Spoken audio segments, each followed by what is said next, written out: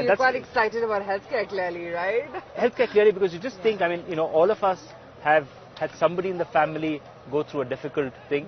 And if you can solve some of it, which you can solve, earlier you couldn't solve without AI and agentic and Gen AI, you can actually solve this much faster. So I think that is where, and also financial services, I really think that's one of the biggest areas for India.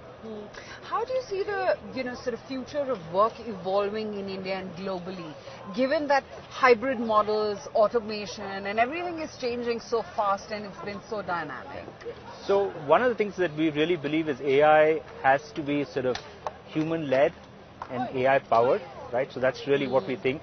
So how do you skill people to work with machines, whether it's humanoids, robots, or whether it's digital assistants? I don't think we're doing enough from that perspective. Second is the newer generation probably wants to do a lot more on purpose. They're not like saying, hey, I want a career and I want to spend all my life in a particular place. So I think you've got to look at how the intergenerational workforce is also changing and how are you reskilling people. The reskills means that are you able to frame a problem better, right? Are you able to prompt better, right? Rather than, and are you able to do judgments better? I think those are, and curiosity, those are skills that are required, which are different from saying, I want you to do 5 things and do those 5 things well. So what is your assessment, and let's get a little myopic here, about how business sentiment is on ground in India?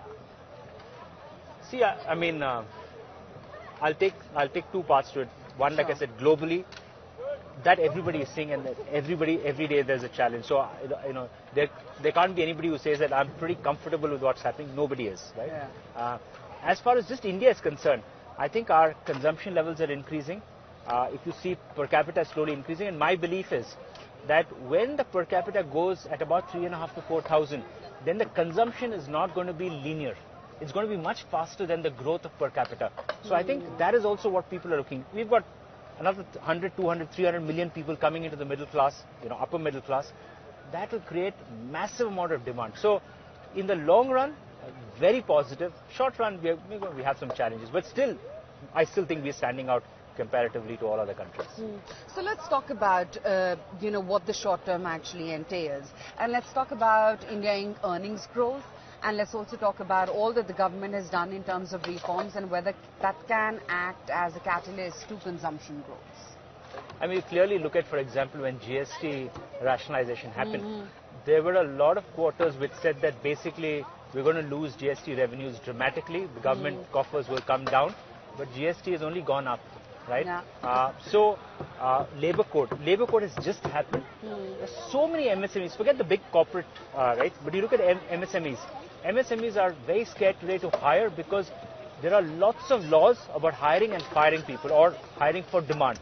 This is going to now ease a lot of people. So we'll see a lot of micro entrepreneurs. And India is a country of a lot of micro entrepreneurs. It's not just only state-run businesses, it's a lot of micro. So I do think that this is an opportunity we should take, not to say, hey, the world is, whatever it is, to say that really unleash reforms. The second generation of all reforms across, like I said, credit.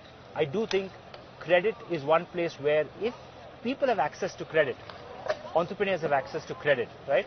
I think you'll just see the country booming. Absolutely. So those are some of the reforms that will continue, and I think that's what India is doing actually, taking this opportunity to change some of the laws and compliances. I mean, we have a lot of compliances still. Yeah.